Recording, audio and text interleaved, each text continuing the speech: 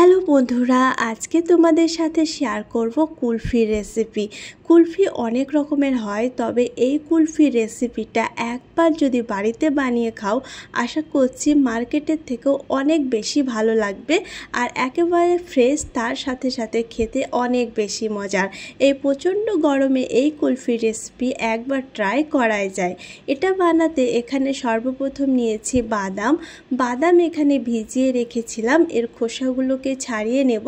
15টা বাদাম এভাবে নিয়েছি। তার সাথে এখানে নিয়েছি 1/4 কাপ দুধ। এখন এটার পেস্ট বানিয়ে সাইডে রেখে দেব।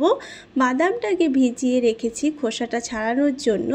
এখন এটা পেস্ট বানিয়ে নিয়েছি, দেখতে পাচ্ছ।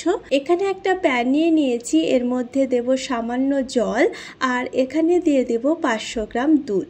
জলটা দেওয়ার কারণ হচ্ছে প্যানে দুধটা একেবারে লেগে যাবে না, তাই এখানে একটু জল ব্যবহার করে নেব। আর এর সাথে দিয়ে দিয়েছি আরও 500 গ্রাম দুধ। এখানে আমি 1 লিটার দুধ ইউজ করেছি। এখন এই দুধটাকে জাল করে হালকা ঘন করে নেব। কুলফি অনেক রকমভাবে বানানো যায়, আইসক্রিম অনেক রকমের ভাবেই তৈরি করা যায়, কিন্তু এই কুলফি একবার বাড়িতে বানিয়ে কেউ বুঝতে পারবে না যেটা হোমমেড।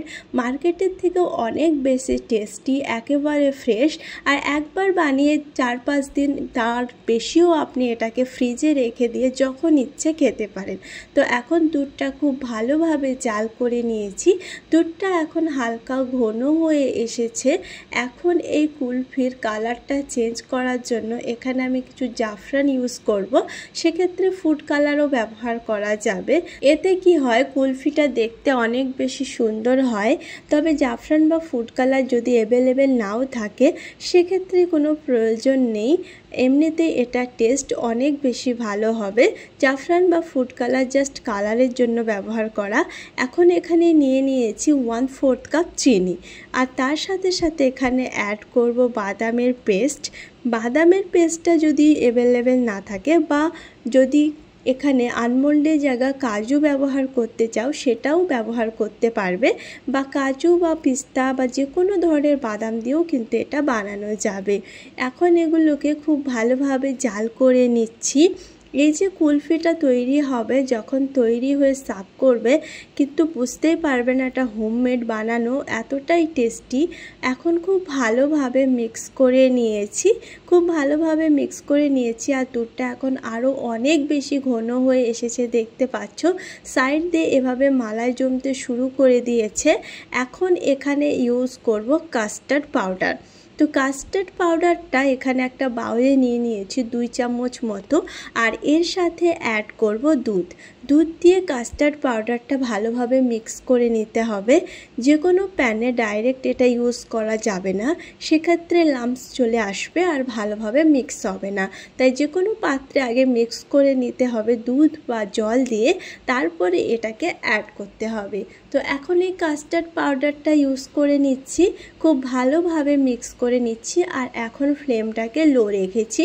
লো ফ্লেমে প্রথমে খুব ভালোভাবে মিক্স করে নিতে হবে, তারপরে ফ্লেমটাকে মিডিয়াম রেখে খুব ভালো করে জাল করে নিতে হবে। কাস্টার্ড পাউডার যখনই প্যানে ইউজ করবে, ধীরে ধীরে দেখতে পাবে এটা এখন ঘন হতে শুরু করেছে। আর কাস্টার্ড পাউডারের জায়গায় কর্নফ্লাওয়ারও ব্যবহার করা যাবে, তবে কর্নফ্লাওয়ার ব্যবহার করলে সেক্ষেত্রে ভ্যানিলা এসেন্স ব্যবহার করলে ফ্লেভারটা খুব ভালো আসবে। কাস্টার্ড পাউডারের ক্ষেত্রে ভ্যানিলা ব্যবহার করার প্রয়োজন নেই, এমনিতেও কুলফির টেস্ট খুব ভালো হবে। পুরোপুরি যখন এটা ঠান্ডা হয়ে গেছে, তখনই এটা আমি আইসক্রিমের শেপ দিচ্ছি।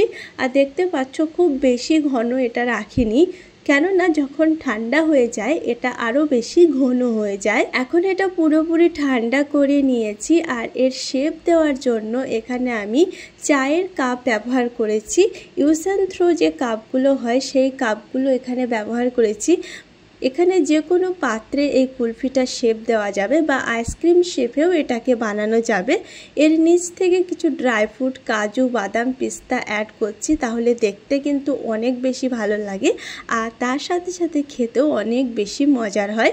তাই কিছু ড্রাই ফ্রুটসও এখানে দিয়ে দিয়েছি নিচে, আর উপর থেকে আরও কিছু ড্রাই ফ্রুটস অ্যাড করব। কুলফিটা অনেক বেশি মজার হবে আর তার সাথে সাথে দেখতেও কিন্তু অনেক বেশি ভালো লাগবে। এখন এখানে অ্যালুমিনিয়ামের ফয়েল নিয়ে নিয়েছি আর উপর থেকে এইভাবে এটা সিল করে দিচ্ছি।